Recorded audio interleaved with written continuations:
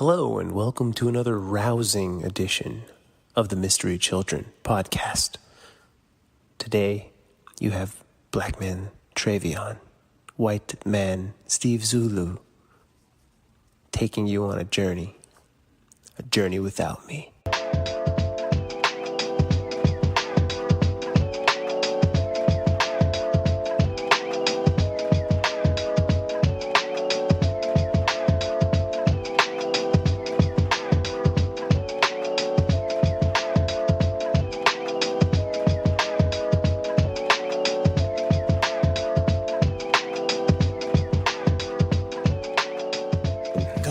Here we go. How you doing, Brother Craig? How you doing? I'm all right. Well, I see you. But yeah, Sister Jones in? It's Brother Jones. They both at work. Brother Jones. Your ass need to be nimble. Excuse me, brother. What we call drugs is 74th Street Baptist Church. We call us sin. Wow. Around here, between Normandy and Weston, we call this here a little twin. Wow. Nigga. Why don't you just give him a little bit for my cataract? You didn't put in This on is Steve this, playing man. this, by the way. Oh, what? Look, she bending over. The Lord is my shepherd. Miss He know Parker. Excuse me, brother. Miss Oh, Parker. yeah. I'll be right back. Yo, welcome to another episode of the Mystery Children podcast. We are on episode number 34. 34. And we are flying. I wanted to say Dolo, but we're flying Deuce. Bigger Pilot. Yeah. And co-pilot. Oh, no, not pilot and co-pilot. Co-head pilots. I don't know. Is that a thing? It is tonight, though. Okay. So, 24 years ago, today, Friday was released. I can't believe it was that long ago, man. That's fucking crazy, man. I remember seeing that shit with my mom on Friday at a fucking drive-in movie theater. Ooh, man, drive-ins, that's something you don't hear about anymore. Drive-ins were amazing. A lot of Fucking whole lot of fucking going on there. and fighting. Fighting and naughty touching. I was telling you earlier this week that I came into a situation where a younger pimp dude was trying to beat the shit out of one of his hoes. Yeah, it's crazy. Yeah, dude. So this like younger pimp dude trying to beat the shit out of this girl. So I step in and he's like, "Well, you probably should get out of my face before I swing." Oh, and I'm okay. kind of like, and I'm like, dude, well, you're gonna do what you're gonna do. I'm not gonna let you just beat the shit out of this girl, Right. in front of everybody. Right. So, I can't allow that to happen. So whatever happens between me and you, it's just gonna have to happen. Whatever it is, what it is. It is what it is. But and the whole time he's like staring her down, and he's like, You did this, bitch. yeah, basically. Right? But Oh, he's man. staring her down. He's like, look at this bitch. That's all me right there. No, look at her. That's all me. And I'm going, all right, man. And at some point, this goddamn girl pushes me out of the way. She's like, get off of him. Leave him alone. And I looked at her and I looked at him and I just like walked away. Like, all right, fuck it. Maybe she just thought she was doing you a favor. You know what I mean? Maybe. But I mean, this dude had he wasn't significantly bigger than me. He might have been more muscular than me. I was taller than him. That don't mean shit, though. And he had it looks like he might have had a broken arm already. He had a cast on his arm. Snap that other one. You want me to do your favorite? I mean, here's the thing. I'm only looking at it from like a physical standpoint. Yeah. But from a physical standpoint, I definitely would have held my own unless he had a knife or some sort. What I think was happening is that she was thinking like, you're just making it fucking worse on me. Oh, right. Because once we get home, he's gonna be like, look at all this fucking shit and he's gonna beat the shit out of her more. So maybe I didn't think about that until afterward. I was like, damn, I probably actually put her in more trouble than she would have been otherwise. That dude's a bitch. Like seriously, if you're gonna be doing that shit, you need to go bury yourself, dude, because there's no place for you. Yeah, it was weak, man. I mean, and I thought I was doing a good deed by not letting this dude smash this fucking girl out in broad public, but I guess that's how she wants to live her life. And I guess there's only a certain like amount of like responsibility you have for other people and what they decide to do within their lives. You know? I mean, you know, and the thing is, she, like you said, like she might have just been like, "Hey, I'm gonna squash this because it might get worse for me," or she's thinking, "This dude's got a knife, he's gonna stab you, so I'm gonna step in." You know? Yeah, maybe. But who knows? Who knows? Or she's just real fucking dumb. Mm-hmm. But speaking of getting stabbed with knives, today. So I get off the train, right, and I walk out and I see like an area taped off, and I'm like, I know what this is, dude. Mm-hmm. 4 cops standing there like talking, you know, and they're probably talking about like the Lakers game, but you know, they should be talking about what's happening. Well, they're definitely not talking about the Lakers game because they're done, right? They've been done for a minute. Yeah. But I walk over and there's like security for like just the area, for like the little plaza area. Yeah. I was like, yo, man, I was like, what happened? Something bad? I go, someone jump? And he's like, oh, yeah. And I don't think he heard me, but I think he might, you know, something happened. He's like, oh, yeah. So tall black dude got stabbed by a young pimp. I was like, did someone jump? And he's like, what? And I was like, someone jump? And he's like, nah, man, someone got stabbed. And I was like, oh, shit. So. You said, where was this at? This was in? Wilshire Western. Oh. Right down the street right here. But was that like today? No, not Wilshire Western. Wilshire, Vermont. Today. Okay. Yeah. Today? Dude, today. It's... Okay, you said Wilshire in Vermont. Yeah. Because there's something going on Wilshire and Western right now. Dude, it's just fucking cops are everywhere. It might be the same thing. Might be looking for the dude because I took a picture of the crime scene. Dude, is it blood everywhere? Fucking, just take a look. Gruesome. Look at the blood, not just on the ground, but on the pole. Yo, that's a lot of fucking blood, bro. Dude got shanked, dude. Yo, you can see his pattern where he got stabbed and where he was holding onto the rail. Like you see, like off in the distance, you can see the trail, but you can see where he decided to pit stop it, and it bled all over the pole. Just black. The blood looks black. Yeah, it's just like so much. And they had the whole area, but you had to either go through Coffee Bean or through Chipotle. Yeah, you can walk through obviously the crime scene, but damn. So what was this near? One of the entrances.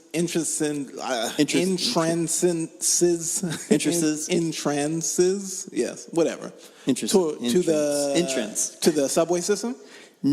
No, it just happened. The subway system's within a cul-de-sac of the apartment complex there in the plaza. It was right in front of Chipotle. Because what I seen on Wilshire and Western, it looked like they may have been looking for this, whoever the perpetrator was. Maybe it looked like they were waiting for him to come out of, one of the exits for the subway. I mean, who knows? It could be another psycho or the same psycho. Who knows? Yeah. But damn. And it made me think you train for self-defense and fighting and everything, but you don't anticipate that the homeboy's got a knife. Yeah, what the fuck are you gonna do? I'm not a Navy SEAL. But see, the thing it takes me back to when I was doing Krav Maga. They're like, as soon as you get in a fight, don't try to be slick or smooth and try to pull moves. Disable the person right away. Yeah. In jiu-jitsu, you want to play with the dude a little bit. You want to be the bear playing with the deer. You want to fuck him up a little bit. You want to toss him around. You want to choke him. You want to tease him with a broken arm. Yeah. But then he's got a knife. Yeah. And he's stabbing you. So in Krav Maga, it's take him, fuck him up, slam his head into the fucking concrete 8 times. Yeah, you want to make sure dude he's done. right away. And right away, I was like, oh, yeah, don't fuck around. Yeah. Disable the dude right away. Snap his arm, choke him out right away. Yeah. Because seeing a pool of blood and see all over the wall and all of that, I don't want that to be me. Shit, dude. yeah, seeing stuff like that, bring that shit down to earth. The recent occurrences with Nipsey, it's just at any point your life can be flipped on its head. Oh yeah, and you kind of that's something that you take for granted, because even in your everyday life, you might go to sleep one day and you just think oh yeah, tomorrow, so okay, I'm going to go to work and then I'll get off and me and my girl go get something to eat and then we'll do, and you never think oh shit, I might never make it to that meeting with my girl. Yeah, it just never crosses your path until you're faced with that occurrence in your life, and then all of a sudden, holy shit, that reality of shit. It's it's cool, but what if some dude pulls a gun out on the train and just starts dumping? Yeah, now what do you do? Plans change real quick, dude. Yeah. But I guess that's all the more reason to really respect and cherish. I know it's fucking like Disney shit, like, respect and cherish every moment you have in this world. But I mean, it's truth. And that's even if things aren't going so great for you, because death, I mean, at least in my eyes, is probably finality. Like, that's it. So even if shit is terrible for you in this life, you probably should still try to find some bit of silver lining, because you alive and kicking and around this motherfucker. It's really crazy though, like seeing that. Okay, so I would say 90% of the people, at least in the U.S., aren't seeing gruesome scenes like that, unless you're a cop or unless you live in a certain neighborhood. Yeah, definitely. So life becomes in a way predictable and like very easygoing. You don't have much to worry about. For women, occasional creep here and there where you're like, oh my God, and I get that, but a good old fashioned stabbing happening right in front of you, which didn't happen in front of me, but like the blood and everything was right there, just the body was missing, and now hopefully the dude's okay. I don't know what happened, or person, I don't know if it was man or woman, but you really be like, oh, like I don't know, that's real. Like, people can kill you? They definitely can, and you don't think about it. I mean, I think maybe people in, like, the Middle East and things like that, they have more of a connection to that type of reality, because that's something that's happening for them on the regular. Yeah, I think for us, we're fat with bellies fed, and, we have the plush, cozy apartments and shit like that. So for us, it becomes less of a reality, but there's a part of that that's fine. I mean, obviously, you want to respect having those advantages. Yeah. But I mean, being afforded those advantages, that's great, because if people in the Middle East could trade places with you, they do so in a heartbeat. I don't want to fucking worry about being blown up while I'm fucking drinking my cappuccino. It's some shit. So. That's weird, man. It's really strange. But so I mean, that happened like a couple hours ago, right? So I see that shit. Then I get on the bus. I get home. I get off the bus, and the bus stop's real close to where I live. And there's some dude fucking wilding out, going crazy. Oh, here we go. Being attacked by demons or something. And I'm like, oh my God. I just sidestep him. Yeah, I was like, I'm just gonna go this way. And I was like, I just want to go home. Like, I don't need to see a murder, attempted murder scene. I hate when you make eye contact with them, and then it's like, fuck. Yeah, I'm like, saw me. Yeah, I'm like, I just look away from this guy. And then I'm like, all right, that was cool. That was only within a couple of blocks. Yeah. This area used to be known for being super crazy. They're heavily beating it out of the area. Mm-hmm. So still can happen though. Right near, is that MacArthur Park? MacArthur. So where the stabbing happened is more K-Town. Okay. K-Town transitioning into like Westlake, MacArthur Park area, and like dude. So this is funny. Like just recently, somebody I was speaking to, I was like, oh yeah, I have a friend. He lives right off like fucked upville. Like I was like, there's all of this cool shit that they're kind of erecting, all the way down to you, and then right after you, there's like a park where people have been stabbed, and there's vagrants everywhere. Oh yeah. And then right after that, it's like more urban, because then it's all like Latin folks and stuff like that. But I mean, and I'm not trying to say anything's wrong with that, but I mean, in terms of, it's such an abrupt change in scenery. It's weird. Where you have, people in this apartment complex where we're doing this podcast, we're recording, make good money. Right, they make pretty good money. And then right after this, it's just fucking like urban area. Yeah, if you decide to explore and get a little adventurous, you can also be stabbed. If you go a little too far in the wrong direction. But being here I've been over here for 5 years. The first 2 years was rough. And this past 3 years has been really good. So this is the first bad thing I've seen in like 3 years, something like that. Yeah.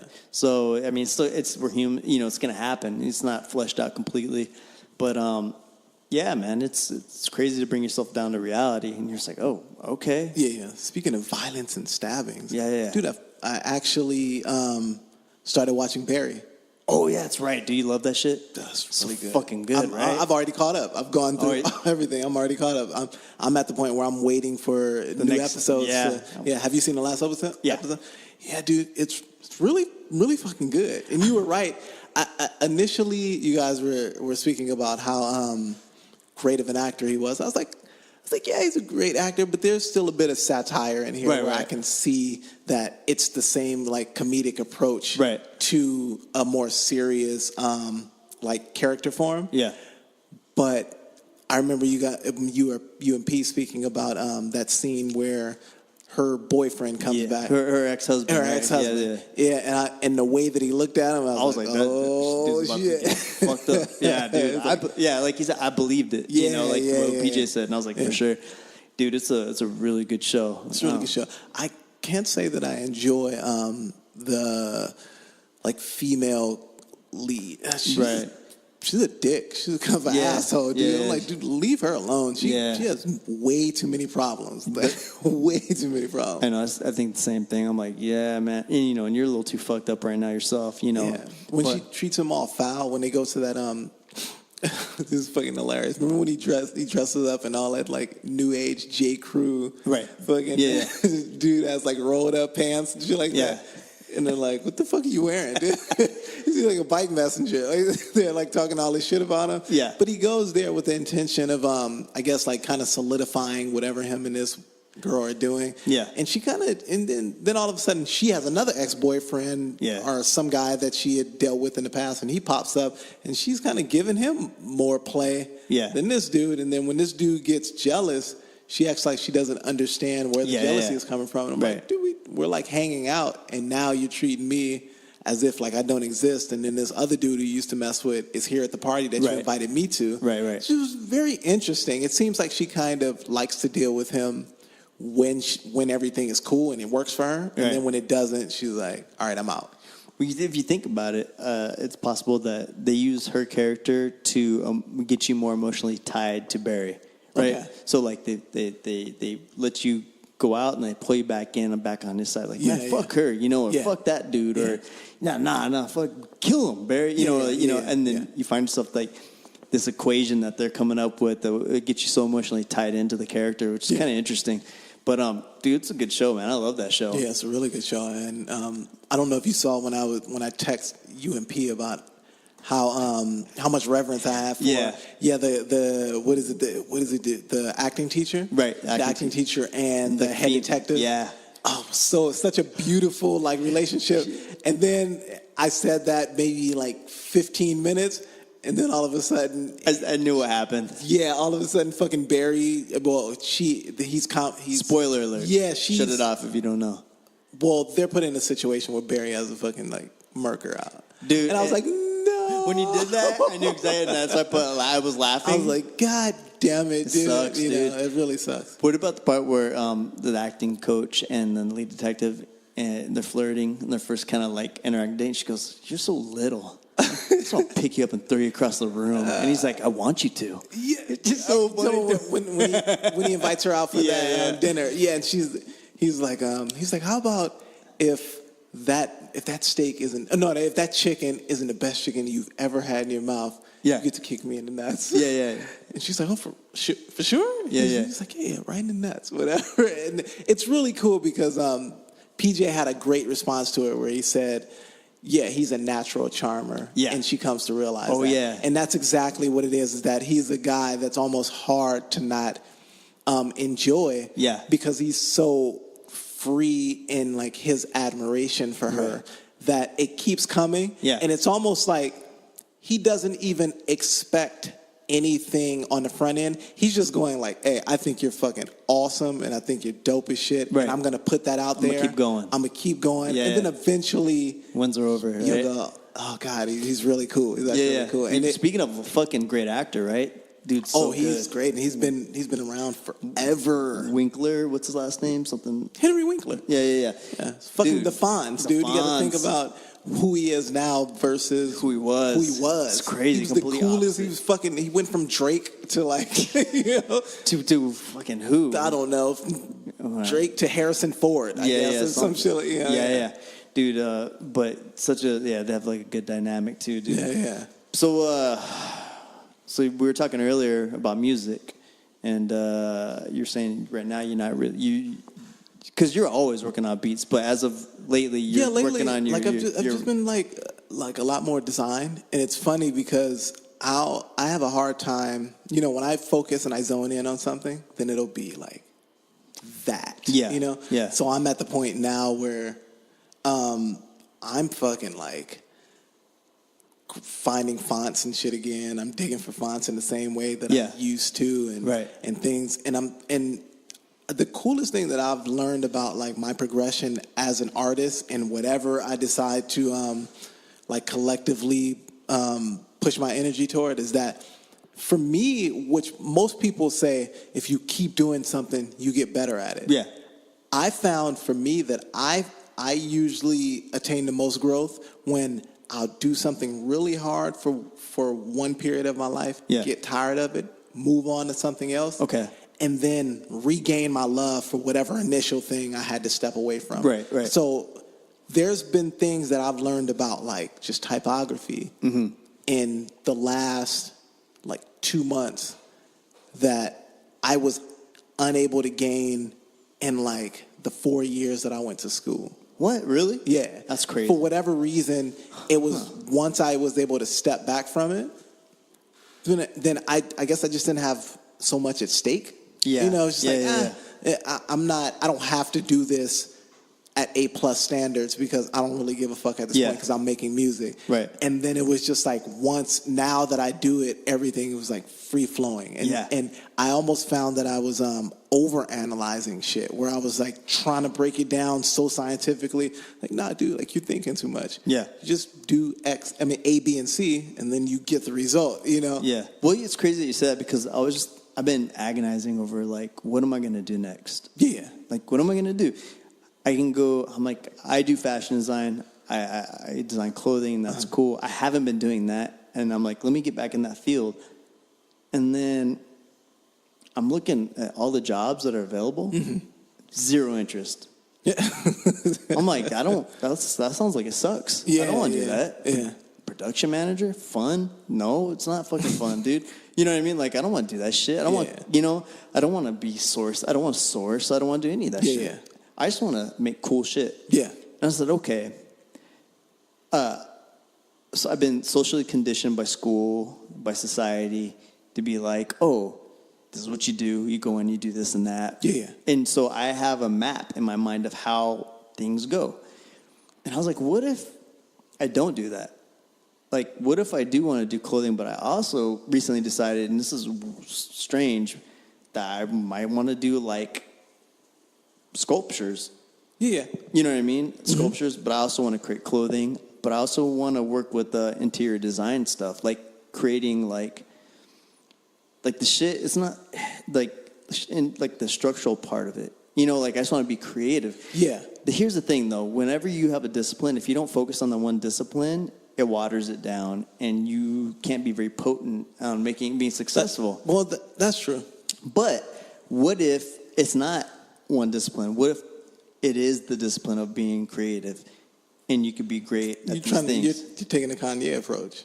Oh, which is just okay. You're maximizing. It's not about specific. I mean, because when you think of Kanye West, you're a musical artist. Well, at least at one point you would say that. Yeah. But now, like contemporary, you might be like, oh, dude, he's a creative because he's had his fucking foot dipped in all types of kinds of things, and it's almost like that would be the title at this point. It's just a creative. Be a creative. It's more than just this specific thing. Yeah. He's becoming brilliant at being creative. Right. The Yeah. aspect of being creative. Same thing with the dude Virgil, right? Right. So that dude, he just, he's doing collaborations with IKEA. He's working with Louis Vuitton, the men's line. He's got his Off-White. Yeah. And a number of other projects. Did you see the project he did where he painted the side of a building? No. Dude, I mean, it's cool. Like, here's the thing. I'd be lying if I said everything he does is great. Yeah. There's some shit that he does is cool. There's some shit where it's like, that's not my flavor. But that's okay. Like, you're not going to please everybody with everything, So, I'm like, like this dude Jeff Staple, right? He does a lot of, like, he mainly does, like, shoes, but, he doesn't mainly do Jeff shoes. Staple is he's much more rooted in hip-hop. Hip-hop, right, yeah. And, like, he's got his clothing line, which is T-shirts and things like that. But, you could tell that when I listen to his podcast, like, he's interested in other creative things, you know. So I'm like, that's really dope. You know, why do I have to sit in a cubicle and be production manager and like make sure shit's on track for other people? You know, but yeah, I mean, it's not great. I think for me, I almost want to do that at this point because I haven't done it. Yeah. So I'm looking I see what you're saying. Yeah. I'm looking at it from a perspective of like, this shit may not be the end goal, but it's just part of the journey. It'll be a part of the journey. Yeah. And, you know, obviously it's going to make me better because then you'll start to understand, like within the structured confines of like, this is how a large corporation operates and puts product out, and you being a cog in that wheel, like that's something that I may be able to take outside of that position and utilize like in my personal life moving forward, you know, in my business practices. So that, for me, I'm looking at it as like, oh, okay, well, I haven't done, you know, I've like dabbled in shit like that with freelance stuff, but like actually sitting in I'm not interested in sitting in a cubicle. I really fucking hope to death it's not a cubicle. Right. But sitting in an office and going to go through the structured motion. Yeah. Just to see what it is. I mean, and it's always like, dude, I'm not bound by any of that shit. No. At any point I can say this is not for me, and then I figure out what the next step is. You know, as long as you can keep that open door in your mind. Like a lot of people are like, this is what I have to do. You know? Oh no, you just never what you have to do. But I mean, it's always the easiest because it's a steady check and it's, you know. Yeah, I mean it's security. Yeah. Right? So, but don't get me wrong. Like I know that I have to throw the dart and have it land on something to start off. So like it will be clothing design. Yeah. It'll be menswear. You know, I'm gonna do menswear where I went from menswear focusing on women's wear, and now I'm back to menswear. Yeah. Because there's shit I want to wear and that doesn't exist. Mm-hmm. You know, and then that's what originally got me into doing this sort of thing, and as a creative outlet. But so has like I guess just like graphic design, there's like fashion trends and shit like that. Right. That'll pop up. Have you noticed a shift? Is there really a shift in where you go, oh shit, the way things are designed are much different today than they were 10 years ago? Yeah, so like the marriage of high end and then like, you know, like I guess, I don't know, streetwear or whatever you want to fucking call it. I think about shit like how many people, I'm talking about fashionistas, when you see a guy who's very fashion oriented, or you see a female or woman who's very fashion oriented, like graphic tees and the way they used to be, you don't see them as much as you used to. It's almost just fucking like regular color, whatever. Here's the thing, right? So back at a point in time where like graphic design tees were like the thing, right? It was the star of the show, right? And besides your kicks, right? Your shoes, and now the thing that's coming up and about now that I'm seeing, and I could be wrong, you know, but just what I'm seeing is that you're taking your I don't know, your Dior like jeans, you know what I mean? They're cut a certain way with like your Nikes, you know what I mean? But then you got a graphic tee, but on top of that graphic tee, you have like a Louis Vuitton like overcoat. You're mixing the two, so it's the Goldilocks zone, right? So you got your urban fucking streetwear, and then you got your high end, and they're meeting in the middle, and there's like the Goldilocks zone of like the perfect. Because the thing is, this is like what's awesome is like a lot of times on which is they try to change it up a little bit from but you're going to see like certain color palettes with like high end, right?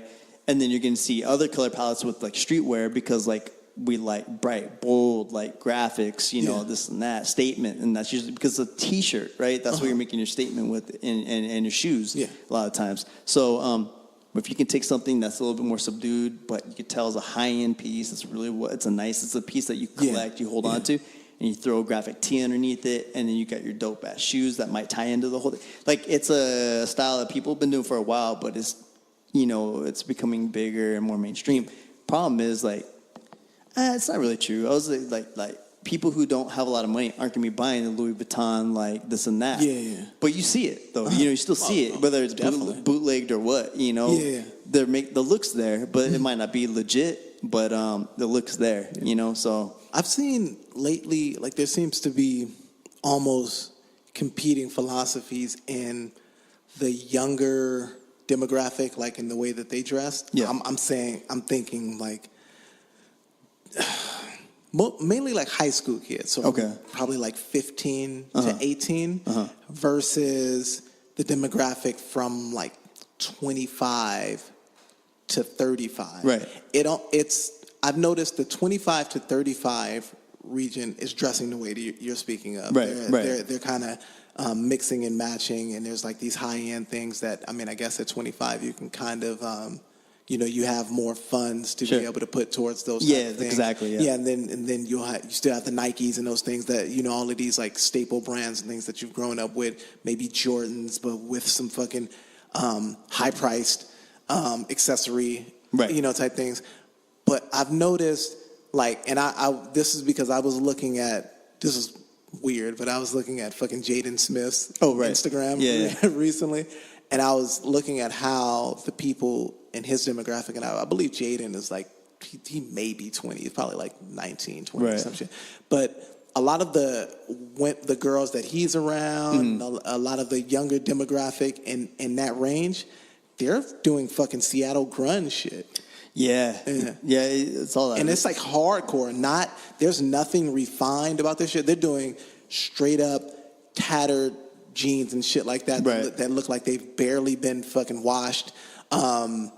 Long ass ill fitting shirts with the long, like the big neck, line and everything, huge like neck, boat neckline a lot of times. Boat neck with like your grandfather, your dad's pants. I mean, not shoes, your dad's shoes and shit like that. I mean, and Kanye has the dad shoe thing, but his are almost a refined version of the dad shoes. I'm talking about the ones that I see the younger demographic wearing. These shits are like straight out of Payless, like shoe store, pediatric, pediatric shit. I mean, it is what it is. Because the thing is, like, here's the thing with, I would say anything, is once you get a flavor that's nice, right? Everyone likes tasting it until there's just an abundance of it, and people are like, all right, I've had this a lot. What can I do? Oh, well, let me go back and do this. And maybe it catches on, and it's always the people who are like the forefront, like the trendsetters. They're never in style.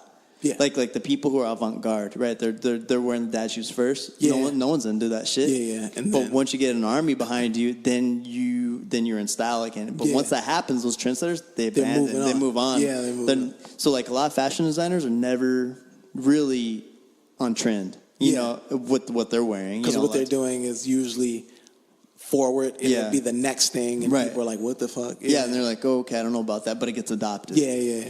So, but fashion's weird, it's like, I don't know. The good thing about it is it's in a spot now to where, like, no one has to, conform to, like, trends. Yeah. Right? It's like everyone's kind of doing their own thing. If you got this person over here doing something, like, that this person's style. They have their own style now. It doesn't have to be like, oh, we're all doing cobalt blue this year because whatever it may be. So it's a great thing. So you can kind of be an individual in that sense. Yeah. And I think it seems like the fashion industry, for the most part, at least on the street level, is extremely up in the air. Yeah, because it is. I'll see. I mean, I think it's the same. It's the reason that Fila has been able to come back, or Tommy Hilfiger is starting to crop up again. I'm pretty sure Nautica Champion is out there. Is that there's no definite.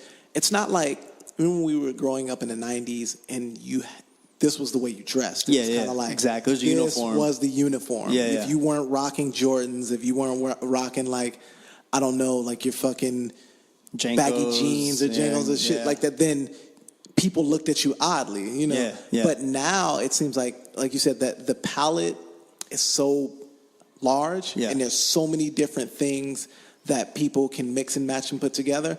At this point, there's no really definite way of dressing on the street level. Yeah. So all of the cool thing is that all of these different brands that for the most part had gone extinct, at least in terms of like popularity. Yeah. They've been able to pop back up because everything is a go at this point. Well, plus it's like, oh, what is this? This is new because it is new to someone, like, and they're like, oh, and they have people that are like, throwing around ideas within the companies now. Yeah. I mean, because you're gonna have fear of God, right? I think fear of God is fucking dope. But the funny thing is, when I think about fear of God and I think about what Kanye is doing, I don't see a huge departure. It's almost like they're going for the same aesthetic. Well, they're interlinked in a sense, so they have a history. Okay. So you have Virgil used to work with Kanye because Kanye saw his shit and they worked together,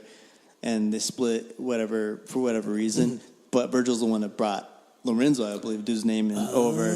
So that dude Lorenzo was working with Kanye for like 3 years on his shit. So that makes sense. They split because of differences, which isn't surprising because, like, I'm sure Kanye, like, as a creative, like, as creatives have a hard time working with each other when you want to be the head creative. Yeah, and then I also heard that Kanye isn't really, he's Steve Jobs-esque when it comes to like delivering ideas, where he'll say like, look, I want a fucking, just like the Coachella thing. I don't know if recently he had that fucking, what was it, like Sunday Church? That's the thing that he was doing. And he was saying, I guess initially he came to the people, the operators of the whole Coachella situation, and he said that he wanted to erect this like huge like biodome shit that would house everything that he was doing for his Sunday Church. And they looked at and they basically laid out logistically why this would be impossible for them to do, both budget and in terms of like from a construction standpoint. He's like, I want it. Yeah. And that's basically, he looked at them and he was like, well, look, I'm not in the business of can't do. I'm in the business of doing. So let's, what are we going to do? How are we going to resolve this? Yeah. So I would guess that with somebody like a Virgil Abloh or the Lorenzo cat. Jerry Lorenzo. It was a Jerry Lorenzo. Yeah. Then I could see them departing on that way where it's like, dude, there's just certain things that don't make sense, and him being like, no. Or, I mean, he might just be a fucking megalomaniac where everything has to go his way. Yeah. And it's kind of like when these dudes are like, no, well, we have ideas too. We're just as creatively competent as you. Yeah. And what's so crazy too is like you can have an idea of a person, and then when you meet them, you're like, damn, I was off the mark. And it's funny, a lot of times, there's times where I've recognized this growing up, that I'm getting older, is like, let's say some dude comes into the gym. I'm like, I don't fucking like that guy. Yeah. I don't like that dude. And then I'm like, okay, well, why don't I like that guy? He hasn't done anything. Yeah. It's because he's walking with a certain bravado, right? Or he like this. I hope this is going where I think it's going. What do you say? Well, then I'm like, then for some reason we'll end up being really cool. Yeah. Oh, he's like me. There you go. Yeah. There you fucking go. I was like, a highly evolved person will realize that. And that's something I've realized as I've gotten older, is that I usually have the most problem with people who remind me of me. So if there's anyone who I come across and they, whatever criticism they receive, they're like, whatever. Yeah. Then I'm like, who the fuck do they think they are? And then I think about it and I flip it around. I go, trade it. That's you. Yeah. You're a person who's learned to just be like, I'm being who the fuck I am. So it's definitely that. You're usually the most pissed off by people who have like certain character traits that are very specific to you believe to be specific to yours. So and it's such a crazy thing, So then I take it next step. Take it a step further for myself. I'm like, all right, does that mean that there's characteristics about myself that I should be changing? Like, I don't want to be perceived that way. Like, because you, through like the jumbles of life, you form this thing, right? The self or whatever. I'm like, I don't really want to be like that. Like maybe I can kind of push things off a little bit, or I can kind of like refine something and really be conscious of it. And I'm trying to take things as a learning moment. Like, oh, okay, like, all right, ego, have a fucking seat. Let the mind come in and let's really think about this sort of situation. And don't get me wrong, I don't sit down and like contemplate it for hours. I'm just it's in my head though. I'm like, okay, you know, like what that dude was doing. You're like, damn, what a fucking dick. You know, wait a minute, me? I'm like, oh shit. Okay, let's starting to rethink wonder, this. like, if I inadvertently come off as like more self-assured than I'd like to. Okay. With other people. I Okay, know what right. you guys know me, that I'm fucking self-deprecating as shit. But I've noticed that when I deal with people other than you or P, Yeah. there's for whatever reason, there's this natural inclination in people outside of myself to be like, oh man, I thought you were like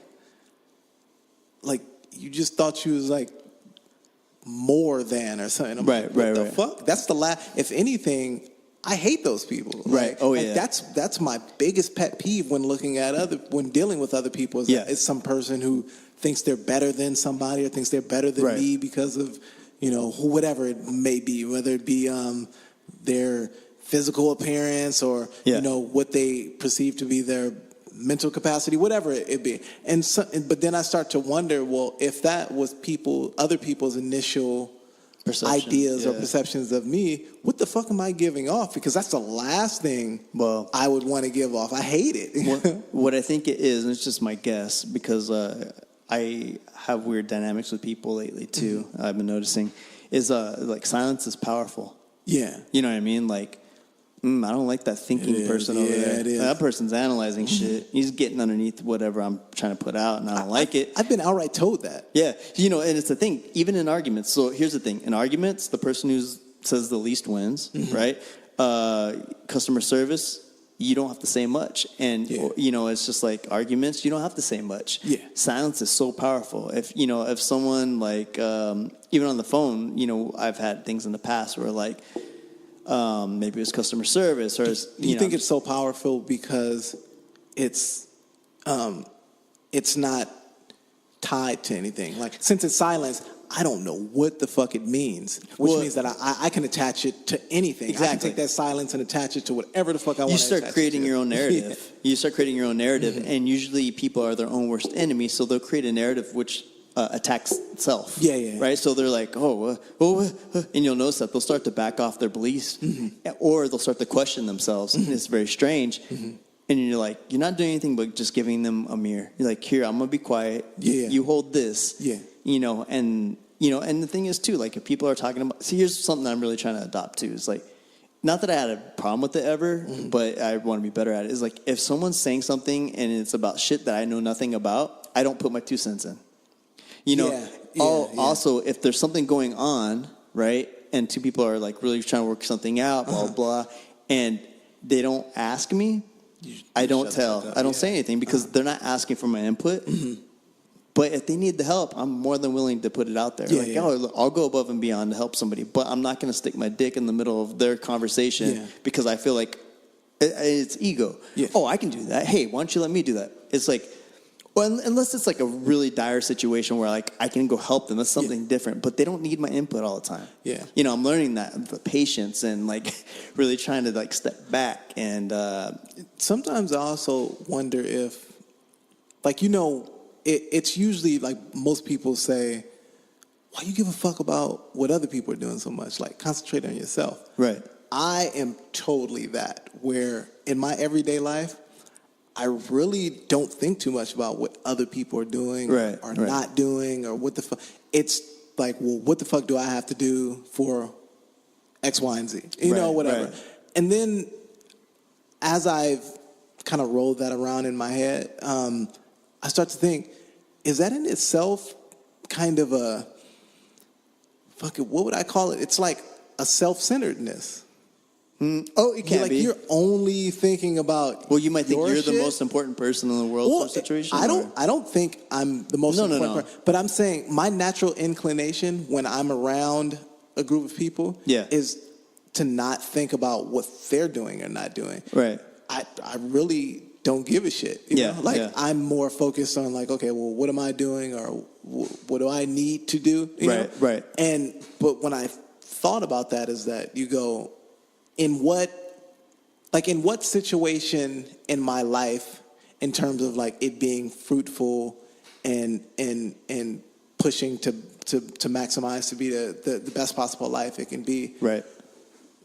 what purpose would it serve for me to only be worried about what I do and what I'm, you know, like I start to think about that, like I'm not in a relationship right now, but I've, you know, when you kind of set up, it's almost like when you set up those tent poles of character, like, hey, I don't give a fuck about what's happening outside of me.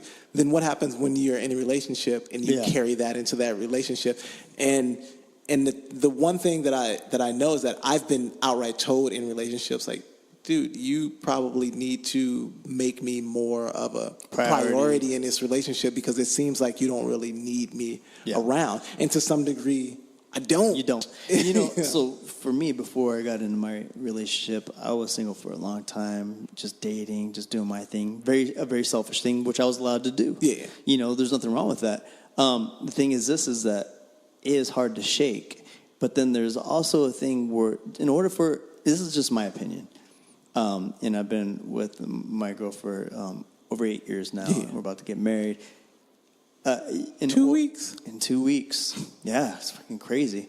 In order for a relationship to work, you have to be completely vulnerable, right? Yeah. Which means that they can stick their opinion or hand or whatever in your vulnerability and shake it up as much as they want because they have free access to it and it hurts, right? But they have complete permission to do that. Otherwise, it can't work. You know, it's kind of like, for me, one thing I've been really trying to do, it's like having this openness with them and like thinking about them before you. Yeah. Because not because like it's the thing to do. It's because like you're truly worried about that shit. You know, you're like, damn, is she gonna be okay? Like, hey, you need this. You know, blah blah blah. And, you know, and of course the dynamic between, and we're just gonna go in generals here between men and women because that's all I can relate to because I can't say that I relate to any other sort of relationship statuses or like sexualities or anything. So I can stick to what I know. Yes. Is that the dynamic between men and women, or the masculine and the feminine, in this case for like men and women, there's a different dynamic, you know, and it's like you gotta suck up and eat a lot of shit until that person realizes that they're spoon feeding you a lot of shit and they're like, I'm sorry. Yeah. You know, and it's me giving and that's if they're as evolved as exactly you are. And if they're not, then you don't need to be with them, right? So it's like I spoon feed shit. And I'm like, oh, well, let me take that back. I'm really sorry. You know, like we were just speaking about earlier. Yes. So, but yeah, it doesn't matter. I've come to realize that if it's not with this person, the next person I'm with, I will literally land in the same spot because really, I think you're dealing with yourself.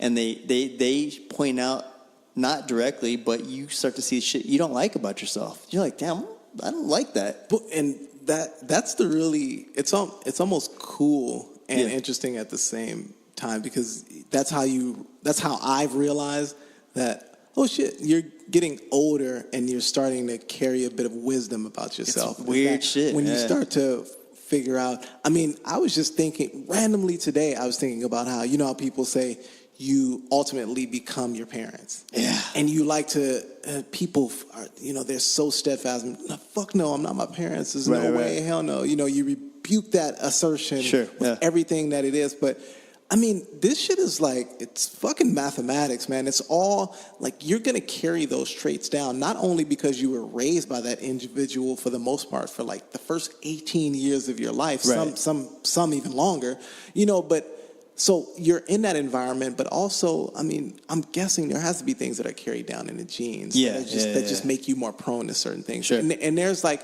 a thing with me, I've noticed, like I thought about the idea that my mother, I don't think my mother has ever, I mean, she asked me for shit. Right. But she's never been like, Trinity, can you give me a glass of water while you're in the kitchen? She's never done. She's never done that Because she's like, I'll get it myself. She'll get it herself. Yeah. And I've noticed, I've had a problem that like if I'm when I'm in a relationship, if I'm being asked for small shit like that, it bugs me. Oh, it fucking bugs. And it bugs me because I think I was raised in a household where small things were never. Right. It was like, why the fuck would I ask you to give me a glass? I just get up and get a fucking glass of water. And right away, I've noticed that my brain goes, really? Yeah. We sitting there together. You need me to go get up and get. And you would think, like, why would that be such a big deal? But it's because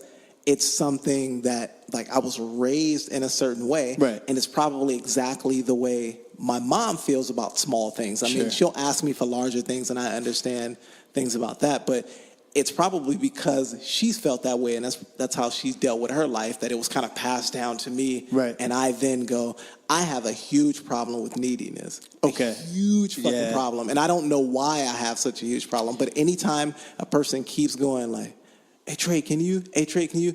I'm like, yo. In my head, I'm like, yo, get the fuck away from me. No. I mean, so here's the thing. Like, for me, like, growing up, my mom... super involved in our lives in a sense, not intrusive, but like involved, Yeah. Make sure you do this. Hey, call your brother, this and that, blah, blah, blah. And I've grown up with the thing where like, I don't like people fucking telling me what to do. Because I was told what to do a lot. Yeah. From a loving place, though. I had like a great like parent, childhood thing, all that.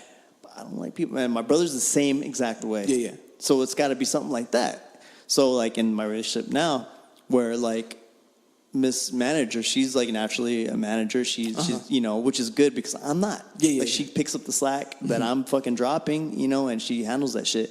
But she's also, what comes with that is like telling me what to do sometimes. And I'm like, oh God, all right. It's like, okay, all right, I'll do it. Yes. Yeah. And then I'm like, okay, wait, but let me check myself because am I a grown man or am I a fucking teenager? Yeah. You know what I mean? I'm like, all right, yeah, don't worry about it. I'll take care of it, is what comes out. Because I'm like, because there's no need for the other thing, which comes with, like, experience, time, wisdom, trying to grow as a person, and so it's like, that's my thing. Yeah. She'll tell you, I don't like people telling me what the fuck to do. I don't like it. I have that, too. I think I'm a natural dissenter or whatever. But the way that I deal with it is, like, like that nod and, like, walk away. Yeah, and and sometimes I'll catch myself. I'm like, dude, that was a dick move. Where somebody's like, hey, Trey, like we're gonna need you to do it, and I'm like, yeah. and then I just walk away like, yeah, whatever.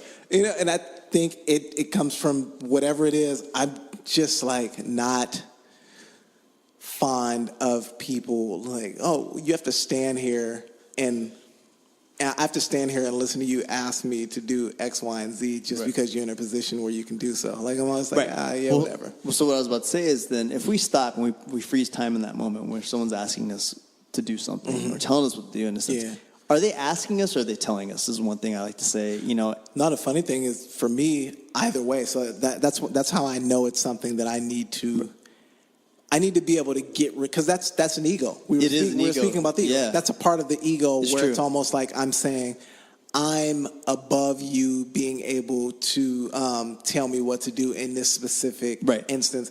And if I have a problem with people feeling like they're above, are different, then I'm lending myself to those evils, when I do that. It's true because we had this dude at work and we were mad cool. Like we weren't fucking trying to hang out after or anything, but we swapped stories, we talk about shit, and they promoted that dude's supervisor to his area. Yeah. So all of a sudden, on top of this dude being supervisor, he all of a sudden feels like he's got more authority than he actually has. Yeah. Which is like weird that would happen, but like he's trying to flex a muscle that he shouldn't be doing. Yeah. And I'm like, he's like, go ahead with something. I'm like, yeah, what's up, man? Like already you flipped the switch of dude did nothing to me. He did nothing to me. You know what? And honestly, in the area that we're at, I'm probably the only dude he hasn't disrespected. Yeah. Everyone else, he's like, he'll be like, why'd you do this? And the guy will be like, oh, I did this and that. He goes, just do what I said. Yeah. He's never fucking talked to me like that. Mm-hmm. I don't know. It's probably with the steam I'm giving off, where he's like, I don't really want to go there with them, Yeah. And I would never make it confrontational ever. It's just not something I would do. But I don't have to because, like... Is there not a part of you that feels like that works to your advantage? Because I've noticed, like, in my job, there's a certain level of, like, decorum, like you said, that I'm treated with versus other people. Yeah. And it's almost because...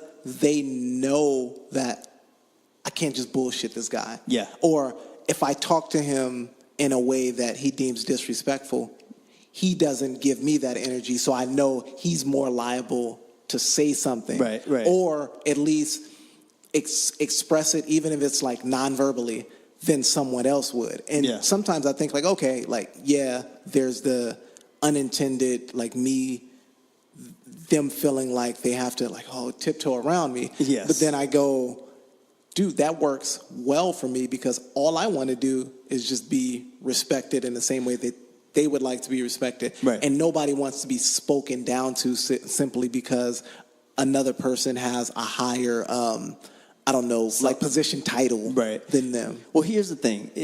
For me, I know I give off a thing. Like, I'm a super friendly guy. Like, you know, I'm not going to cause any problems or anything like that. But my thinking face looks not happy. Yeah. I have a nasty looking thinking face. And I don't mean, it's like resting bitch face in a sense, right? I don't mean for it to be that way. You know how I start picking up on this? No one would sit next to me on the train.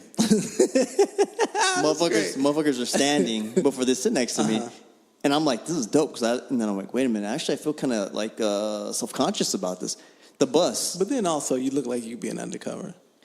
Yeah, I thought about that shit You're too. like, they might be like, this nigga, yeah. you think you're going to get me. Yeah, and I thought about that shit too. You know what I mean? Like, I'm like, oh, they think I might be like something like that, you know, on the bus. People are like, nah. You know who sits next to me on the bus, which I think I've said before, like not normal people, but crazy ass motherfucker will sit next to me on the bus. Like one time, the people were standing, and I could have kicked back and took both seats, and no one would sit next to me for some reason, because I don't think I look crazy. Yeah. But the dude sits next to me, and he's got upside down cross tattooed on his forehead, some white dude, right? Ton of chains, wearing all black, and he's got like a crazy look in his eye. Yeah. And like, I got to let this dude know right away, like you look like a crazy dude. Like, I don't need you fucking with me. And I look over at him, and they're always like, oh, what's up?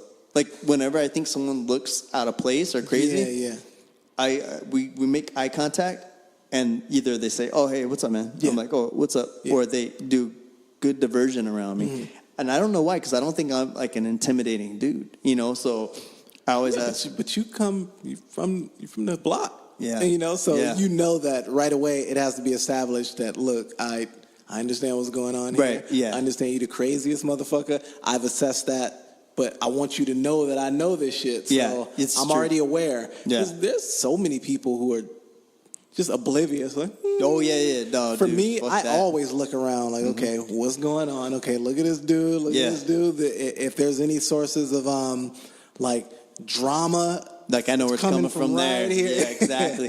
And it's funny. There's been times where like there's dudes where I'm like, they're like those type of guys, and I'll be like on the train or some, and like. Everyone has this, but some people I think are more tuned to it than others. Like someone's staring at you, for some reason the powers that be, you turn and you guys connect eyes. Yeah. You know, so like there's been times where I'm just chilling and I'll look over and there'll be like that dude staring at me, but he's not staring at me like, hey, I want something. He's staring at me like, what is that dude about over there? Yeah. And I'm like, so I'll see him and then I'll just kind of look away, or I'll be like, oh, what's up, man? You know, remember. I think we've spoken about this at length many times where I feel like people with like energies, even if it's even if it's not a person who you would regularly engage in conversation with, I believe that people with like energies can't help but be drawn to each other. Exactly. And that's the same. I mean, that's just like if you cross paths with somebody who they may not even like on a, what do I want to say, like on a sexual level. Right. You might cross paths with a girl and you'd be like, I wouldn't be attracted to her in that way, but you might look and be like, like there's some like energy pull with this person, even though this wouldn't be the person who I typically talk to. Right. So here's the romantic side of what you're saying, because I was going to go exactly where you're going. Yeah. Not romantic in like the human form of like we're going to get together or anything like that. Yeah. But like you recognize each other. And you're like, whoa, what is that? You know, like you recognize each other. You know, like man, woman, child, whatever. You know, it's like you're like, huh?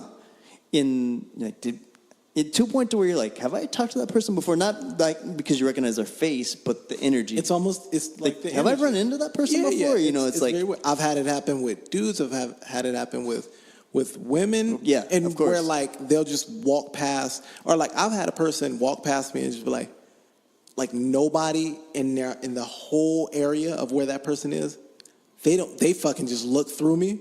and then one person will be like, hey, how you doing? Yeah. And they'll look right at you, and you go, none of these other people give a flying fuck that I'm around here except for you. And I think that's because whatever energy we're giving off is like, right then it was like a ping, like, ding. Yeah, exactly. Yeah, that's perfect tone, right? Yeah. So here's the thing is too, is like, let's have fun with it, right? So let's say that we do have reincarnation. Mm-hmm. Maybe that person was a big part of your life in another life. Yeah, that's crazy. You cross paths, you know, and it's like, and like energies pull together. Yeah. From one life to the next, you know? So it's like, who knows, man? I mean, because when you think about like me, you, and P, right? I think that we're all exact, like, in terms of energy and how we look at life and how we deal with life. Right. It's like exact copies of the same person, but like with different life experiences. Like, no, well, I think like you have a bit of like my like aloofness in you, but it's not as pronounced as me, you know? Right. And then like your self-assuredness, I can have at times, you know? P has a combination of both of our shits as well. And I think that's why we're cool with each other, because we it's like the strongest parts of all three of our individual characters are almost like the strongest part of your thing is what's like a slightly diminished in me. Right. And then the strongest part of P is what might be slightly diminished in you. Right. But it's like all of those things are operating, but it's like what's most pronounced is usually more deficient in like the person, you know, the completion, right, of the energy. Yeah, man. It's a strange thing. Just think, like words. Sometimes, Ruth and I will talk about this. Like words are powerful, right? So speaking of energies and things like that. So, part of my family is from Mississippi, partly racial. You know, they're racist a little bit. You know, and they're old. You know, and I don't really know many of them anymore. The ones that did know have passed on. Yeah. But I mean, even like an aunt of mine one time was like, "Hey, well, you know, as you go out there in California, don't be messing with them Asian girls, and you know, if you know," and then some would say like, "Oh, Niagara," right, because you know they're gonna have a hard life. You know, if they're black, they have any black in them, or blah. And I was always like, well, what if I meet a woman that loves me and I love her? And let's say she's black, or let's say she's half black. Yeah. Maybe she'll be half black. Then what? Then like she's not accepted? Yeah. So what if my wife is half black and then I have children with her? Forward 30 years later. She's definitely not invited to your upcoming wedding. Right? Well, she's passed. Okay. You know what I'm saying? Yeah. But you know, like just like that train of thought from that side of the family. Like, this shit's gonna get bad. Oh no. You know, and you did exactly what I told you not to do. And my mom doesn't even associate with these people, you know, because my mom's obviously raised me differently. You know, I'm half Mexican. You know, it's like, but the thing is like, here we are though. Like words are powerful. My wife to be in 2 weeks is half black. Yeah. You know, and I only dated Latino women forever. And then the woman I'm had the most success with, and you know, not that race has anything to do with it. It's just like you have a type, you jump off the boat and you go, I'm gonna swim over here, and then bam, look, here I am. Yeah. And but words are powerful. Things that you say, whatever. Don't call magic, call whatever you want, you know, but things go that direction. Maybe the words that you say get rooted in your subconscious, and you have you're not conscious of the map that you're laying out for yourself. Yeah. So the thing is that too, if you think about it, me, you, and a PJ, we had the same predicament when it comes to like what we're doing with our lives. Yeah. We're all very talented. Like, and I'm not saying, you know, I'm saying that from a humble place, you know. Yeah. But we're in neutral right now. Yeah, we're trying to figure. So here's the thing: is you are most like the people you hang out with. And if we're all neutral, we're gonna stay neutral. Yeah. Until someone can like bust out, you know, or all three of us are encouraging each other to like bust out and do this bigger, greater things for ourselves. And I believe it'll propel forward from there. Yeah. So it's like, and I didn't mean to go off on such a tangent, but but energies and like the people that you're drawn to and the things that you're going to do are going to be directly reflected on those sort of things. Yeah, yeah. Plus, they say, like, the things that you study are the things you become. Yeah. Right? So, but at the same time, no, I don't feel like out of three of us, like, any of us have been, like, money-driven. Like, yeah, no, we're all fucking on this, like, spiritual journey. There's varying levels of it, but I feel like we've all been, like, at the end of this, what's going to make us not only happy, but what's going to make us self-fulfilled. Because for me, I say at the end of this, I used to say, I just want to be happy. Right. But I found out that for me, at the end, I want to be 100% self-realized. Yeah. And this is what I mean is that when you think, I liken it to, like, remember when Puff first came out? And remember he's just like this fucking gangly kid. Right. Like, and if he would have stayed that guy, you could have walked past him in a mall and been like, some, like, tall, skinny black dude. You know? Right. Nigga dressed kind of weird, got Versace fucking Sunglasses on. jersey or whatever fuck he has on. But as he was able to find, like, success in certain things and say, okay, this is what I'm good at and this is what I can do, he actually started to radiate something else, different energy. Right. And then when you see him now, like, you go, oh yeah, that's a dude who could pull up to any club in America and outside of America and have people go, oh shit, who is that? Right. You know? Yeah. Whereas he wasn't necessarily that guy when he first started, you know? And I attribute that to, like, self-realization, 100% self-realization, where you go, these were the gifts that I was given, and I was able to 100% maximize these gifts that I was given, max them shits out to where, like, I can't really push past this. I've done everything that my gifts allotted me the ability to do. Right.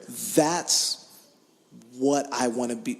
What I want to be able to say at the end. Yeah. Is that, okay, like, not only am I happy, but if I do that, happiness is going to come with it, because there won't be, oh man, well, I could have done. Yep. It'll just be like, well, dude, in terms of, like, and not the whole God-given thing, but in terms of, like, all of the abilities I was able to develop as a human being, I was able to put those things in practice to the end. So there's nothing, like, I'm butting up against the fucking wall of my ability. Right. Yeah, and that'd be an awesome place to be.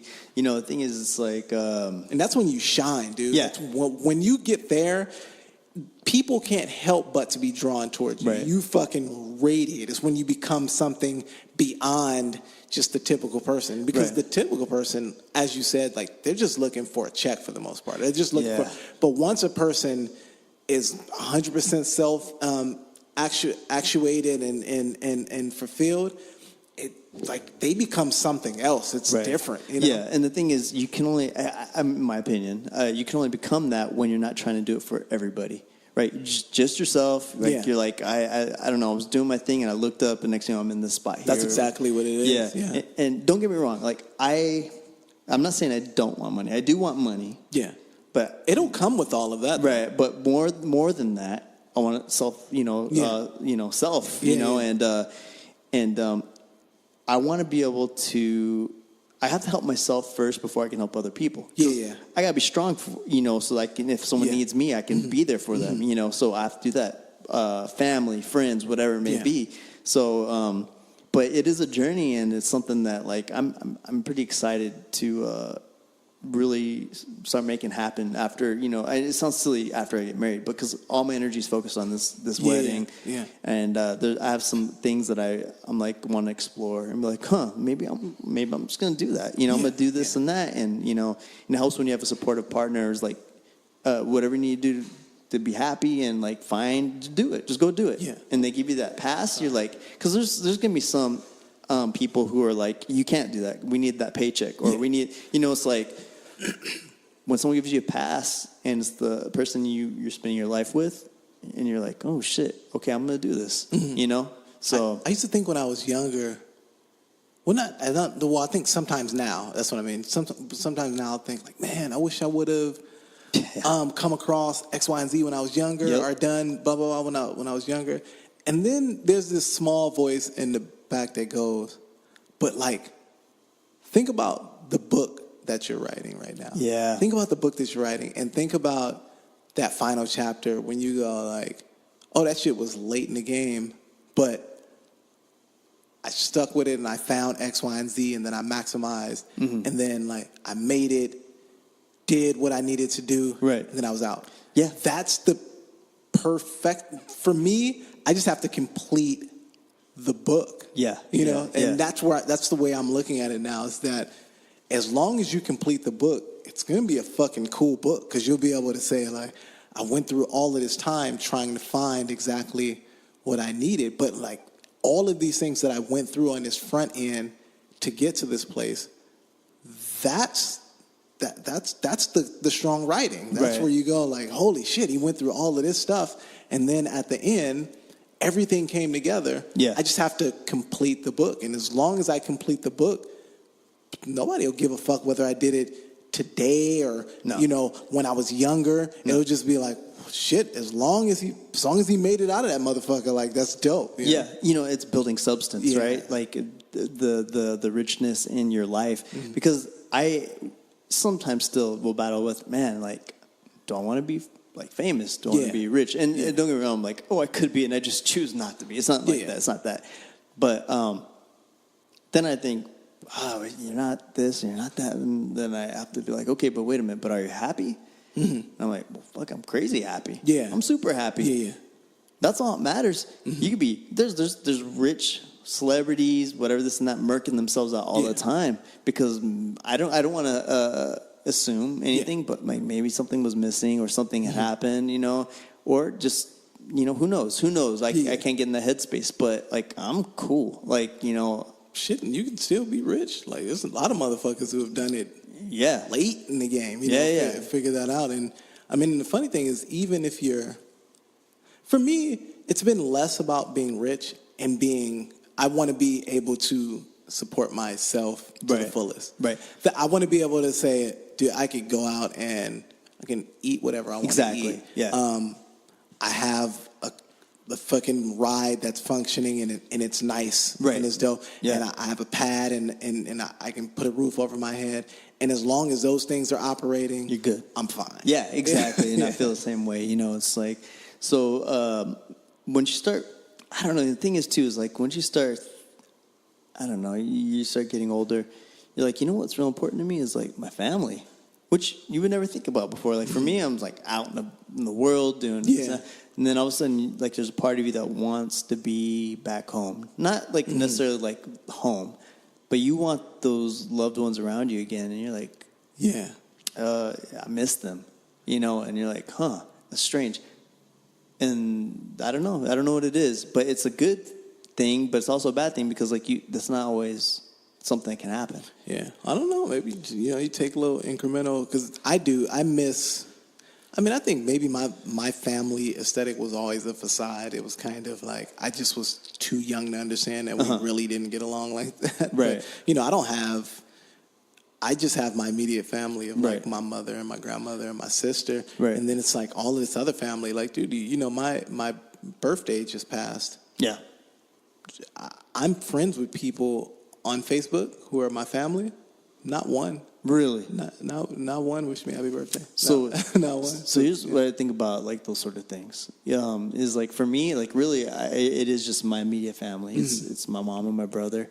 As of recently, I have my family that that I've gotten acquainted with in Mexico, but obviously I'm not tight with them. Yeah. You know what I mean? Like it's like oh cool. Like the only two that I've really been interacting with me is I have a great cousin, or whatever you want to call it, a cousin, and my half sister, one of my half sisters, who's really not really put forward an effort, because I am essentially a stranger, but like communicating with me more than anybody else.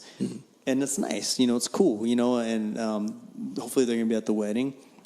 And, but it's like, I aim to have and create the family that I feel like I should deserve. Yeah. So like, I can do this with this woman that I'm, marrying, and I can make this happen. and instill like family values that I feel like I had a good home life and everything, but like there's more that I can add to it and make it even better. You want it to be more Huxtable. Maybe, but at the same time though, you know what? I want us all to sit at the table and eat dinner together, and I don't want no phones. You know, I don't want the TV on. Good luck with that shit. Yeah, but you know, I want to know about your day. Yeah, you know, and don't get me wrong, I don't expect your life's gonna be so amazing that you have fucking chapters and chapters of shit to tell me at the dinner table all the time. But it's more about just being next to each other. Do that shit late into their lives as well. Yeah, because I remember when I was younger, you know, I would come home, my mother would say, "Hey, how's your day? What, you know, what happened?"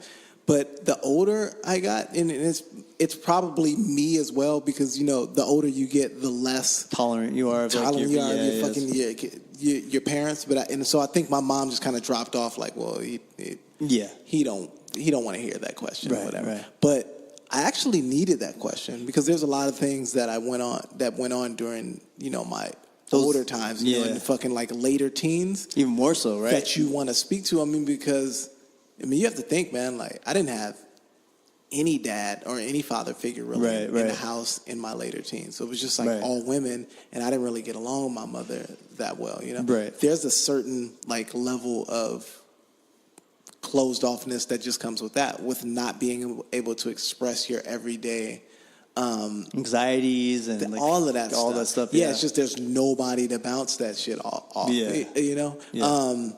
Yeah, man. Well, like when you have those kids, like fucking forever, just like, hey, what's going on? You know? Even if you text them and they're like, nothing. Yeah, but you just at least you let them know that you actually give a shit about what's happening in their everyday life. You know. Well, you know, it's crazy. Something I realized just today. Like, I mean, it really hit me today. Was that, you know, I mean, I got like one tooth that's a little like discolored because for some reason, maybe just all the sports and shit I've done, like it's died off. But it's just a little like discolored from the other ones. I'm trying to bleach that shit before the wedding. You know, I'm trying to get it all even. And my mom, she keeps trying to buy me like the whitening strip thing for it, you know. And I'm like, no. How much does it cost like to get the dentist to do it? Is it crazy expensive? Oh, it's like $200. And I don't got $200. I mean, I don't all of our like money. You have it, but you just. It's fucking. There's a lot of shit going on right now. There's so much going on right now. We got to pay everyone and everything, and otherwise I would totally do it. So I'm like, I'll just buy it. And she's like, like, why are you gonna buy it and then send it to me? It's like silly, you know. I can fucking go buy the same thing, you know. Blah blah blah. I mean, I'll talk to her like that. But I was like, I can go buy it. Don't worry, you don't have to do that. And she's like, oh, you know, just let me do this for you, you know. And I realized something. I was like, she wants to buy this for me, one, because she wants what I want, you know, I want this to be cleared up. But the thing is, she wants to also still feel needed by her children. That need, Like I can still, like I'm still needed by my children. I still have this thing with them, and like, this connection. Yes, they didn't get self-sufficient until they just cut me off and let me sail off into the ocean. You know, like I'm still here. Yeah. And I said, all right, you know, if you want to buy it for me, that's fine. Because in the text, I was like, it's cheaper if I just buy it instead of you buying it and then paying to ship it to me. Yeah. And then I realized, wait a minute, she wants to feel like she's needed by her children still. And I was like, okay. I was like, yeah, you know, if you want to send it, that's cool, you know. And again, it's a moment of like growing up. Yeah. You know, so it's like I could be stubborn and I could literally go after work and buy literally what she's sending me. Yeah. But that's not the point. I realized that this weekend, you know, I think I told you that I went to go, my niece had her first birthday. Yeah. And, you know, my mom came in, and it's a very weird, it's crazy because my sister's husband, his side of the family is a little bit more like, you've seen my mom. Yeah. It's like my mom, but they're a little bit more ritzy black. Okay. So they don't really look different. Right. But the demeanor is a little bit more ritzy black. Yeah. And then it's like when we come in, it's almost, we bring the hood with us. And it's funny because we're not really hood like that at all. A little more loose. Yeah. But it's just a little bit more, that energy is a little bit more like ground level, you know? Right. And so there's always this interesting like clash in energy where it's like they're kind of sitting in their space and it's a little bit more slightly more upscale. Right. And then we're sitting in our space and it's the fucking Al Green hour. Right. You know, Yeah. it's just, it's that energy and shit like that. And I can tell that, like, when my sister is in that predicament, Yeah. it's almost like, I think it's hard for her to navigate, like, The two worlds. with the two worlds. Oh, yeah. Holy shit, like, where do I fit? Or, you know? Yeah. And I noticed, and maybe this is just my perception, but I noticed for me, I almost, and this is funny because me and my mom have typically haven't gotten along to the best that we could. Right. But I rally for my mom in those situations because, of course, I can speak in a way that may make me socially acceptable in that realm. Right. But when it's my mom, and, you know, my mom usually will come with her best friend. Yeah. And they're more like gullier. Yeah, you know? yeah. And so I almost amplify that. Like, if I'm riding on a team, we riding on together. on this We're all one. good. We riding on this one. And, you know, I noticed that my mom, that need to, like, be needed. Okay. I think I was seeing that pull with her dealing with my sister. Mm-hmm. And then it was almost like my sister didn't even know how to, like, I don't know, like, there was a part of me that I was like, I want, like, does she realize that she probably needs to fucking, like, just ride for my mom in this moment? Because I think that's what my mom needs right now. Right.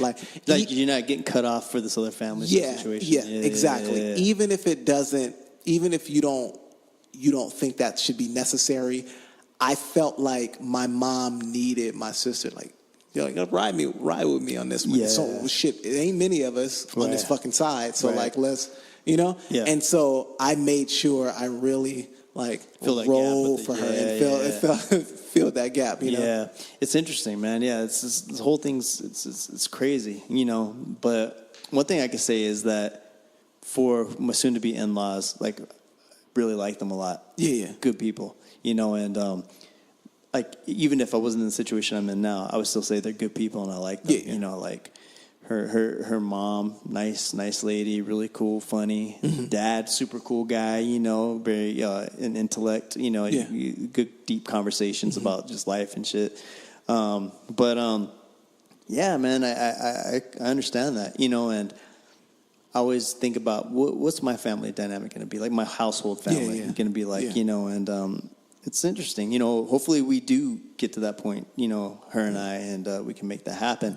So, but yeah, man, I mean, in my last relationship, you know, that I was in, it was like that. Her family was they were even a level above, you know, my sister's husbands. But these are all, this is like Ivy League, you know, group, you know, so everything is about, status.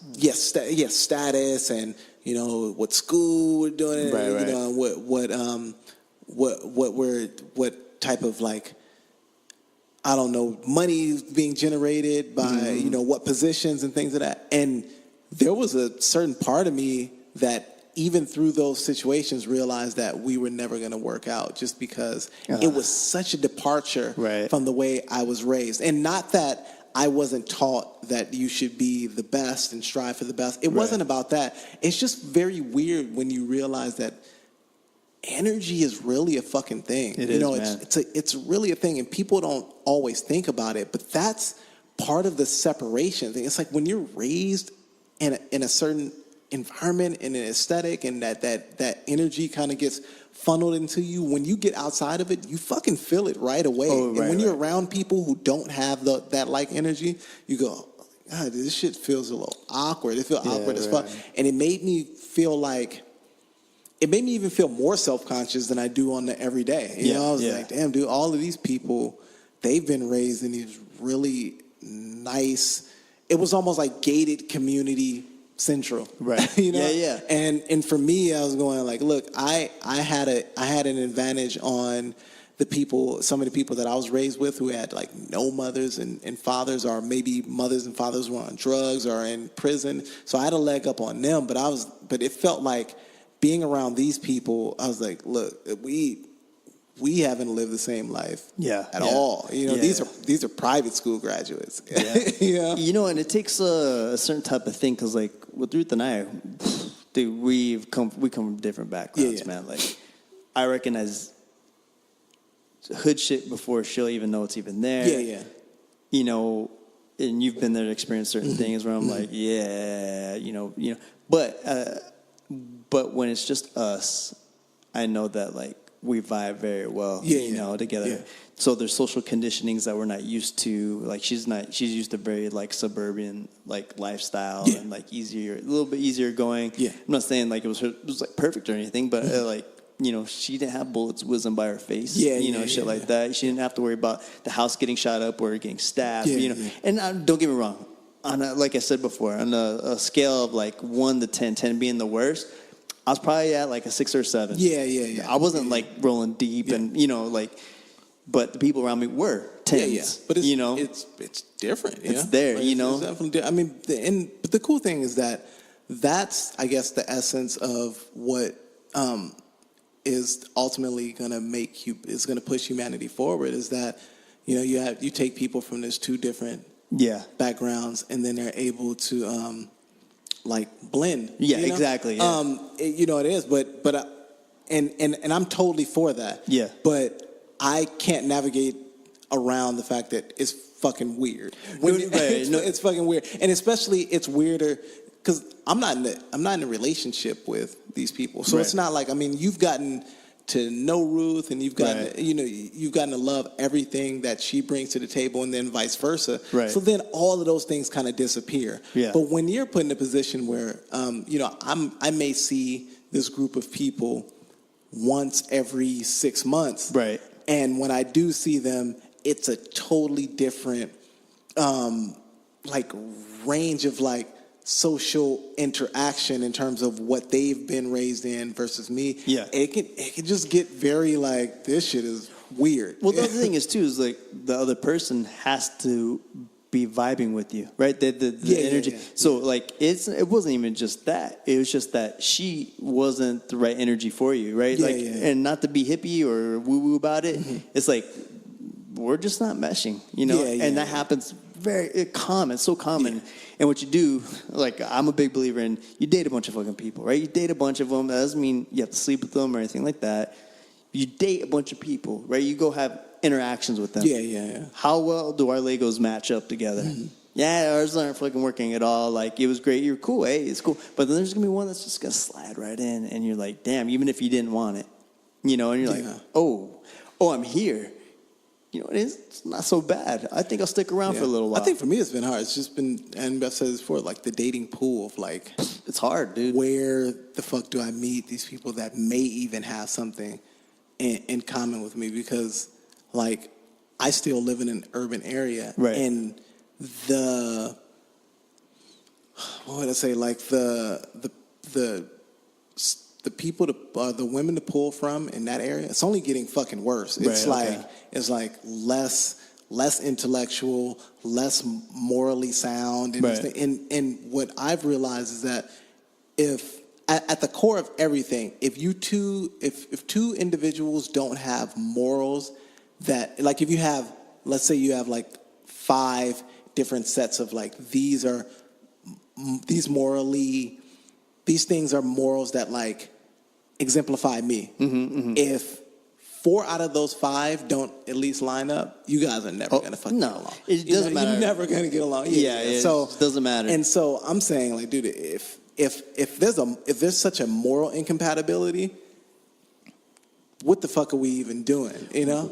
Well, and that's sorry. That's fine. Your mic. So here's what I believe, right? Because it's like, once you expand your world a little bit more, because like we all fall into routines. Yeah.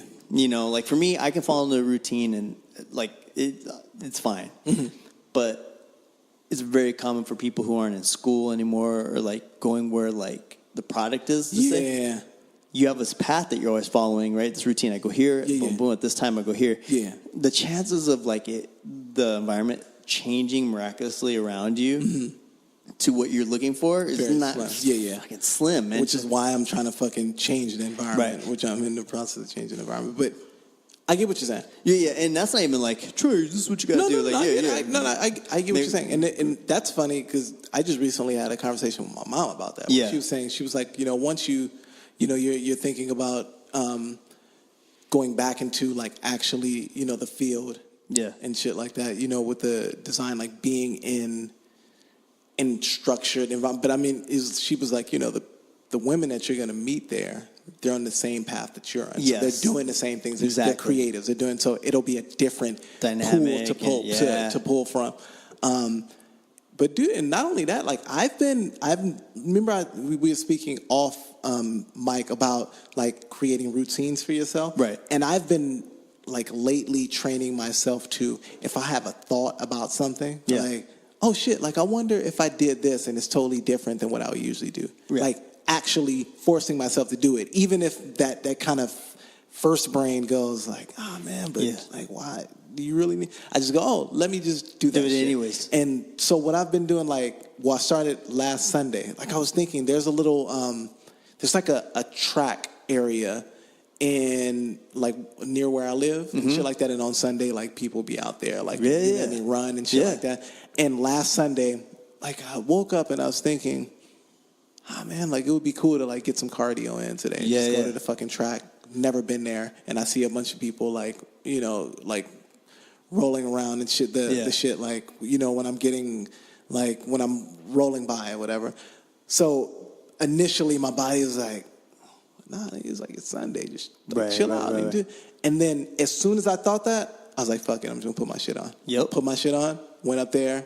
Got a workout in, you know, and felt accomplished, you know, got up early, felt accomplished that Sunday, was able to like chill the rest of the day knowing that not only did I get something accomplished from like a calisthenics standpoint or like a workout standpoint, but I was able to push against that secondary voice that was saying like, oh no, man, just do what you've always done. Oh yeah, you get the same results all the time. It's kind of like if we can put it in these terms, fucking with the Matrix a little bit, right? So it's like, it's fun. You can jump off, like, so you got this path that's been carved out, and you're walking every day, and then one day you jump off that path, and then Matrix is like, whoa, what the fuck just happened? And then you can also think of it as like Inception, right? Where the world starts shifting. All these crazy things that normally don't happen are happening around you. You're right. And I don't mean you're out of track because you're in a new environment, so there's new things happening. I mean, like, even when you get back into your regular routine, there's something different happening there. Something has shifted, you know. At least for me, you know, I feel that way. I'm like, did I just trick life? You know, because something is happening that wouldn't normally be happening. Well, just in my later age, I'm just trying to learn to push against normality. Just that kind of like, you keep doing the same thing, that structured path, that rhythm, like disrupting that rhythm. And I found that as long as I can make disruption of that rhythm almost a regimen, where you go, well, every week we're going to disrupt that rhythm. Something that you used to do all the time just because it was something that you did. Like, let's try something else. And as you said, I mean, it might not be some kind of drastic, like, oh my God, the whole world changed. But just the fact that another path was taken, the reverberations of that different path, you never know what'll happen. And you're putting yourself in a different environment. So when you're putting yourself in a different environment, there's just bipartisan of being in a different environment. Different things are going to be happening around you because you're not in the same environment that you're used to being in. But even the act of creating, and you could be in your own space and you're creating, send something out where like opportunities start happening. It could be the opportunities start happening because you're being creative, or it's because your mind is opened up to see these possibilities that were always there. But you're just recognizing them now. I don't know which. You know, I believe it's like only half inch or an inch nudge. If someone's punching you trying to punch you in the face, it's like a half inch nudge throws that thing off track and you don't get hit in the face anymore. So it doesn't have to be huge changes. Just like small incremental like things like you're saying. But then when you look back, you're like, I've done like 1,000 small things which lead up to one big thing. And you're like, oh shit, here I am.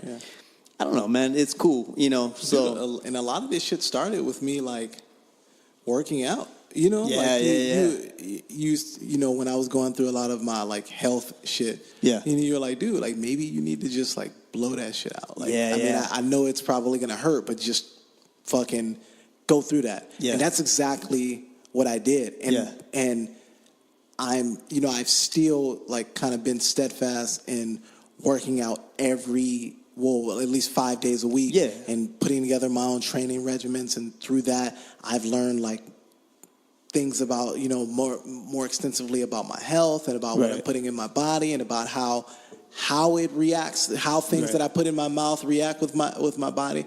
And it's like those, like, keeping up with that, I can now do almost like 80 straight push-ups, like just straight up. Yeah, and I remember when I first started, I had trouble doing 20. Yeah. I was like, oh, fuck. Like at 20, I was like, ah, damn it. And then you just get a little bit stronger because you keep, and then a little bit stronger. Yeah. And a little bit stronger. And these were things that I couldn't do. I mean, I'm still around people now where they go like, why do you eat like that? Or you only need this. And I'm like, dude, because I did what you guys are doing. Yeah. But like, what the fuck was that going to get me in the long run? Yeah. I'm like, I'm looking at these people and they have like belly fat and shit like that. And I'm like, dude, like, look, it's crazy. I don't want to be that person. Yeah. And if I can help it and I can see it, I mean, I don't know, what the fuck is that saying where they say like a wise man or something wise man learns from his own mistakes. No, a smart man learns from his own mistakes. A wise man learns from the mistakes of others. Yeah. So you look at other people and you go like, well, why the fuck would I do? Like, exactly. You guys are trapped in this like this fucking cookie cutter. You're just running this this kind of gerbil cycle. Right. And we're like, nobody's seeing this shit. Like, you're not looking at it. Like, you guys are all looking the same. Like, But they got the blinders of life on, right? Mm-hmm. They can only see forward. I mean, but again, going back to like you dig those routines in really deep, and then like you don't actually know that like you don't have to. Yeah. Like you don't have to. Like it's choice. Like by choice, I go to work, right? And it's like, oh, we have to pay bills. I don't have to pay those bills, but there's repercussions. Yeah. But I don't have to do that, So, but man, it's a crazy thing. Mm-hmm. I think that's it, right? I don't know what time is it. Oh, 4:58. We only got that time two blew minutes. by fast. Well, this has been a grown-up episode of Mystery Children podcast. Let me go through some fucking. So, yeah. Recently, I guess there's been an inquiry. I can't even say that word. And there have been inquiring minds that want to know about, like, the LA Sheriff's Department. They have all these secret societies and shit that operate as gangs. But I mean, we've known, at least we've known this on the LAPD level. Yeah. But I guess it's going as high as like the Sheriff's Department. And so I don't know if it's the state, but somebody is like, God damn, like, we didn't know you guys were doing all of this shit. Or they're claiming not to know that they were doing all this shit. Right. So, dude, they have these secret societies where it's like, it's like weird-ass names, like Hang a Mexican. Like, it's just weird. Dude. Like, wild shit. Like, kill everybody. Group. And it'll just be motherfuckers out there just wilding out, dude. Smacking people up and shit like that. Taking drug money. Did you see the one where a dude was, like, handcuffed to a bed in the hospital? And his partner's filming it, and then the cop, he's got like gloves on, right? Like leather gloves, not leather, rubber gloves on. Films it, fucking dude's out cold, just starts fucking hamming up on the dude's face, and the dude wakes up like all fucked up, like oh, what's happening, And then the guy filming is like, but they have badges on. Yeah. And you're like, what's happening, dude? Yeah, that's just wild, dude. I'm like, yo, this is scary to be pulled over. It's fucking crazy. You don't know what's going to happen. Because you know what? Gangsters with badges. Don't get me wrong. There are good people out there, but there are also fucking bad people out there. But I mean, what the fuck did you think was going to happen? Like, you have a group of dudes. They have all of the power. Yeah. They have all of the guns. Right. They have all of the backup. Yeah. And then you go, Don't be good. Don't be an asshole. Yeah. But I'm just gonna run through this shit. Yeah. We were speaking about Coachella and the recent herpes outbreak. I thought it was only 3,000. You said it's over 11,000 new cases. I might be wrong, but you might be right. Yeah. Over 11,000 new cases documented over, what is it, like a week? From last year to this year, it was. Does it run a week long, Coachella? Yeah. Okay, so it's a week. So within a week, fucking like 11,000 people.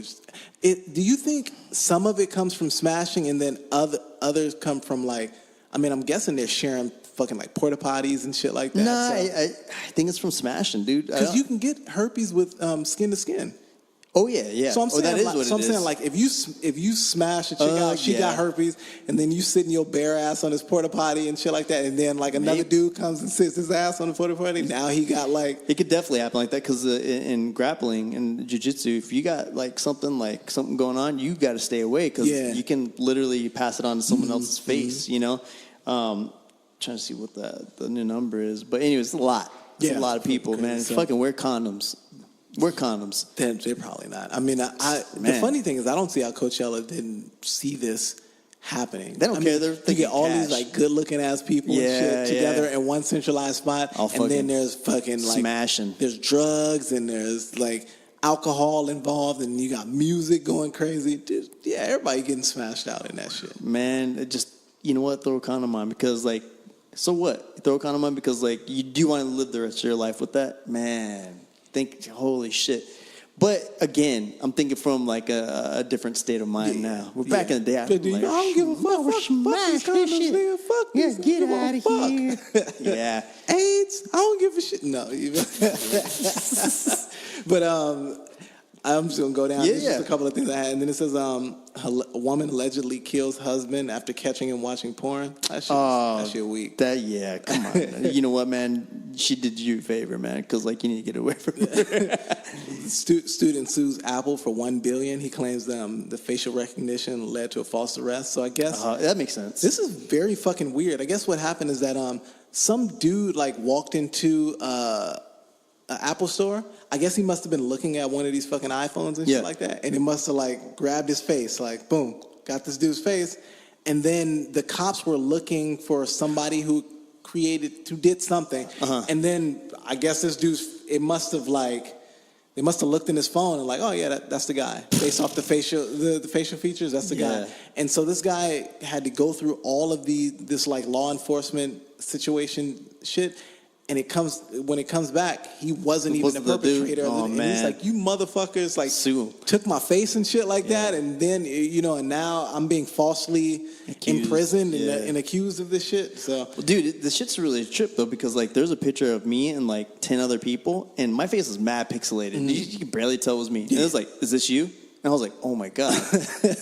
Dude, that's like 4 pixels. How do you crazy, know? Dude. Too much. Yeah, it's wild what the fuck is going on with like all these facial recognitions. And they claim none of this stuff is being stored anywhere, but come on. They're like, well, what's the point? Yeah. They're definitely taking a photo of your shit. This is fucking hilarious. I don't have any backstory on this, but I'm just gonna say it. Principal imposes dress code for parents: no bands, bonnets, pajamas, and do-rags. Who the fuck is wearing a bonnet? Who's wearing a fuck? Yeah, who is wearing a bonnet? Do-rag makes sense. Do-rag, dude, pajamas and do-rags. Like some hood ass nigga walked in like some footies on. Like, sir, could you please? He's got a onesie on with a do-rag. Can you please put some looking pants like on? Looking like Martin Lawrence. That's fucking great. And then the last shit is dude, Kanye West reportedly thinking of starting his own church. I saw that coming. Have you seen some of those Sunday services? They look cultish, bro. It's coming. It's coming. The cult is coming, dude.